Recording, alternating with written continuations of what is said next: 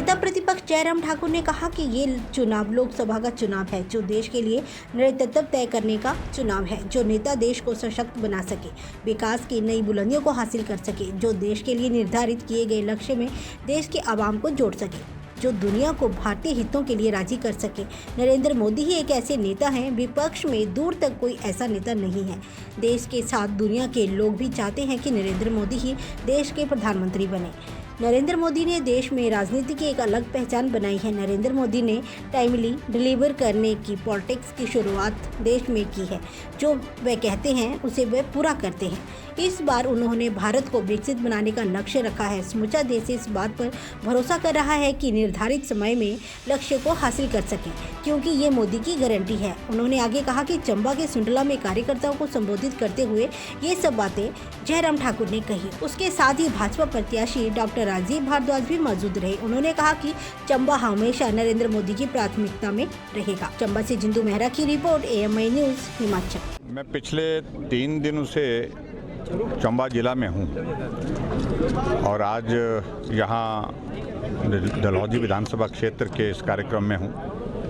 हालांकि कार्यक्रम हमारा संगठनात्मक दृष्टि से ऑर्गेनाइजेशनल प्रोग्राम था पन्ना प्रमुख का, लेकिन फिर भी उसके बावजूद मैं देख रहा हूँ कि बहुत बड़ा उत्साह सभी कार्यकर्ताओं में, और कार्यकर्ताओं में ही नहीं, लोगों में भी भारतीय जनता पार्टी की जीत को सुनिश्चित करने के लिए हर व्यक्ति आकर के यहाँ पर सहयोग देने के लिए अपना जो है वो बात कह रहा है। और मुझे इतना ज़रूर कहना है कि इस सीट पर अब की बार फिर हमारी शानदार जीत होगी, ऐतिहासिक जीत होगी, जो पिछली बार जैसा मार्जिन, बड़ा मार्जिन हमारा जीत का था, और उसी मार्जिन की दिशा में हम आगे बढ़ रहे हैं। इस लोकसभा क्षेत्र में कांग्रेस पार्टी की अभी तक स्थिति है कि अभी तक वो प्रत्याशी घोषित नहीं कर पाए हैं। जिसको भी चुनाव लड़ने के लिए कह रहे हैं वो चुनाव लड़ने के लिए मना कर रहे हैं। इसका अभिप्राय सीधा है कि वो मुकाबला करने की परिस्थिति में अपने आप को अनुभव नहीं कर, महसूस नहीं कर रही है यहाँ पर। तो मुझे सिर्फ इतना ही कहना है कि मोदी जी के नेतृत्व में मजबूत सरकार देश को फिर चाहिए। एक दशक के बाद दूसरे दशक की शुरुआत ये यहाँ से हो रही है और निश्चित रूप से जीत होगी, शानदार जीत होगी, यही मुझे कहना है। अब वो कई तरह के नाम दे रहे हैं, कई तरह की बातें कह रहे हैं। स्वाभाविक रूप से उनकी मनस्थिति को हमको समझने की आवश्यकता है। विचलित हैं, परेशान हैं, हताश हैं, निराश हैं, और उसकी वजह हम नहीं हो सकते हैं। आपको बहुमत मिला था, बहुत बड़ा बहुमत मिला था, सरकार 5 वर्ष के लिए मिली थी, और ऐसे हालात अपने हाथों से पैदा कर दिए जिसके कारण सरकार बीच में जो है ऐसी डगमगा रही है।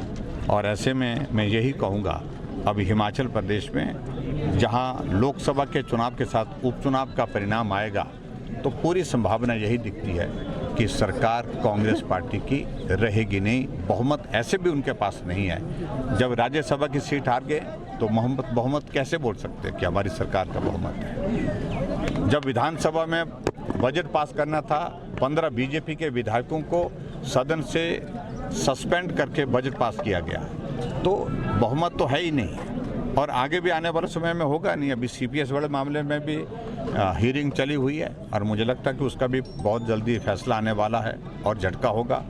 और बहुत सारी चीज़ें ऐसी हैं जो इस लोकसभा के चुनाव के साथ आप देखेंगे हिमाचल प्रदेश में सरकार का परिवर्तन निश्चित रूप से हिमाचल में होगा।